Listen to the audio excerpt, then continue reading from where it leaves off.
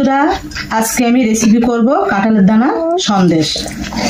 সন্দেশটা করার জন্য প্রথমে তো কাঁঠালের দানা লাগবে। কাঁঠালের দানা নিয়েছি, আর নিয়েছি দুধ, চিনি, রেড কাউ ঘি নিয়েছি, নারিকেল কোড়া নিয়েছি, এটাতে কাজু আছে, কাঠবাদাম আছে, চীনাবাদাম, কিশমিশ, একটা তেজপাতা, 4টে এলাচ, আর নিয়েছি 3 প্যাকেট আমুল দুধ।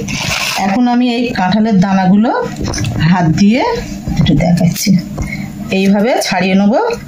প্রথমে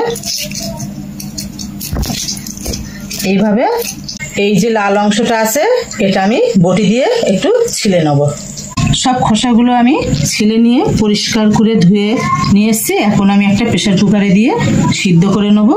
সিদ্ধ করা হয়ে গেলে ঠান্ডা করে আমি একটা মিক্সিং বলে দিয়ে গ্রেট করে নেব। গ্রেট করে নিয়ে তারপর আমি ফিরে আসছি। কাঁঠালের দানাটা আমি এই গ্রেট করে নিয়েছি। এখন কড়া বসিয়ে দিয়েছি, ঘি দিয়ে দেবো।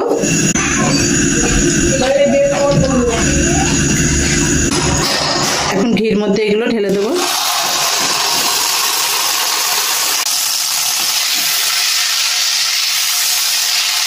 এই ঘিয়ের সঙ্গে মিশিয়ে নেড়ে ছেড়ে আমি ভেজে নেব। এখন আমি নাড়তেই থাকবো, নইলে তলায় আটকে যেতে পারে। নেড়ে নেড়ে আমি ভাজা ভাজা মতো করে নেবো একটু। এই দেখো বন্ধুরা, অনেকটা বসা বসা হয়ে আসছে। এই দেখো আগের থেকে আরও একটু আমি নেড়ে ছেড়ে আরও একটু বসা টাইপের করে নেবো।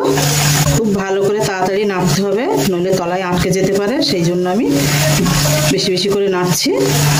এই দেখো আমি ঠিক এইভাবে শুকনো করে ভাজা ভাজা করে নিয়েছি।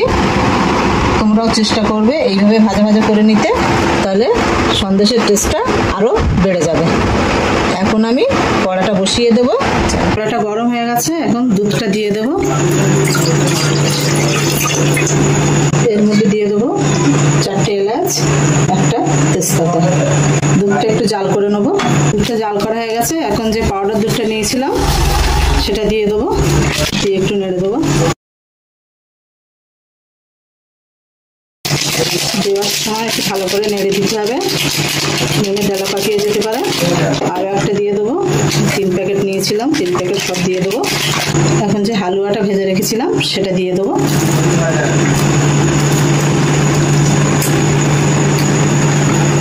নেড়ে দেবো, এইভাবে মিশিয়ে নেবো। এই যে নারিকেল কোড়াটা রেখেছিলাম এখন এটা দিয়ে দেবো।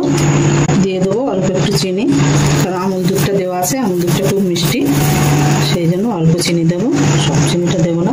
আর দিয়ে দেবো কাজু বাদাম, কিশমিশ, দিয়ে দেবো একটু কাঠবাদাম, একটা চীনাবাদাম দিয়ে এবারে সবগুলোর সাথে ভালো করে মিশিয়ে নেবো।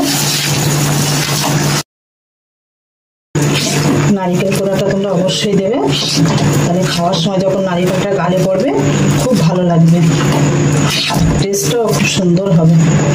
এই দেখো আমার হালুয়াটা রেডি হয়ে গেছে। এই দেখো কড়া থেকে পুরো উঠে আসছে, কোনো রকম আটকাচ্ছে না, হয়ে গেছে পুরোপুরি। এই দেখো এখন আমি একটা প্লেটে নামিয়ে নেবো, নিয়ে ঠান্ডা করতে দেবো। এই প্লেটে একটু ঘি মাখিয়ে নেবো, অল্প করে প্লেটটায় লাগিয়ে নেবো।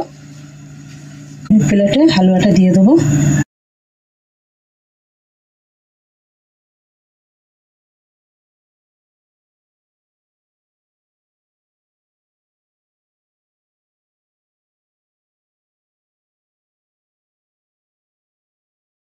উপর থেকে আমি একটু নারিকেল কোড়া দিয়ে দেবো, একটু কাজু দিয়ে দেবো, একটু কাঠবাদাম দিয়ে দেবো, দিয়ে দেবো একটু কিশমিশ দিয়ে এইভাবে একটু চেপে এই হালুয়ার সঙ্গে একটু সেট করে দেবো। সবগুলো আমার সেট করা হয়ে গেছে।